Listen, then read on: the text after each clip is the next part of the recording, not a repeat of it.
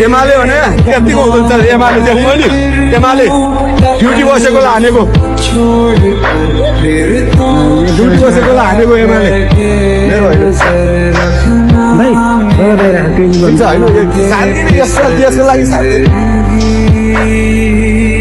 किन त्यहाँ चाहिँ सराउ हुँदैन तपाईँ अर्कै ठाउँमा सराउ हुन्छ डेफिनेटली चाहिँ हो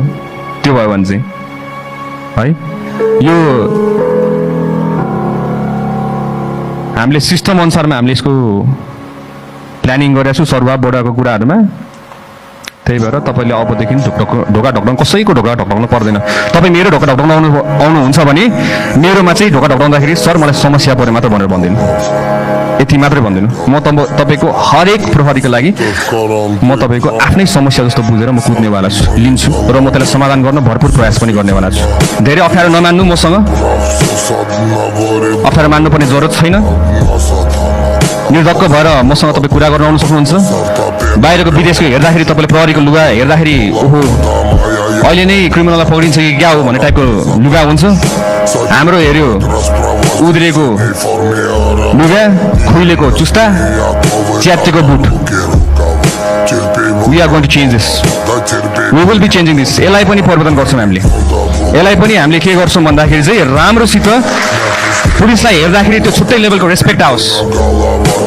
एसटिएफको पनि मैले हेरिरहेको छु तपाईँको नर्मल जस्तो देखिरहेको छु मैले त्यहाँ मेरो अगाडि हिँड्ने टिमहरू पनि अलिक हेर्दाखेरि पनि हेरोस् देखोस् न तपाईँको ओहो एसटिएफ खतरा पुलिसहरू रहेछ उहाँहरू त फुल्ली ट्रेन्ड इक्विप दङ्गा नियन्त्रण गर्न जाँदाखेरि दुईटा हात दिएर पठाएको कसरी गर्ने दङ्गा नियन्त्रण तर दुईटा हातले आन्दोलन रोक्न सकिँदैन हजुर हामीले माथिबाट निर्देशन दिँदै गर्दाखेरि तल्लो दर्जाको हाम्रो कर्मचारीहरूले कति रिस्क बेहोरेर तपाईँको अगाडि उभिनुपर्छ ज्यान धरापमा राख्नुहुन्छ at least we need to equip them तपाईँको त्यही अनुसारको सिल्ड त्यही अनुसारको बुट त्यही अनुसारको कम्युनिकेसन च्यानल्सहरू इक्विपमेन्ट गियर्स ड्रोनको थ्रुबाट तपाईँको असर ग्यासहरू हाम्रो फाल्न मिलिहाल्छ त्यही अनुसारमा अनाउन्समेन्ट गर्न मिलिहाल्छ this is called modern policing so will be modernizing police in Nepal from now on अबदेखि हामीले आफ्नो सङ्गठनलाई नयाँ मोडर्न पुलिसिङ भनेर हामीले गर्छौँ जसमा हामीले प्रविधि स्रोत साधन सबैको युज गरेर हामीले त्यही अनुसारमा फुल फेजमा ट्रेनिङ दिएर हामीले बल्ल हामीले अगाडि बढाउँछौँ विदाउट एनी सिल्ड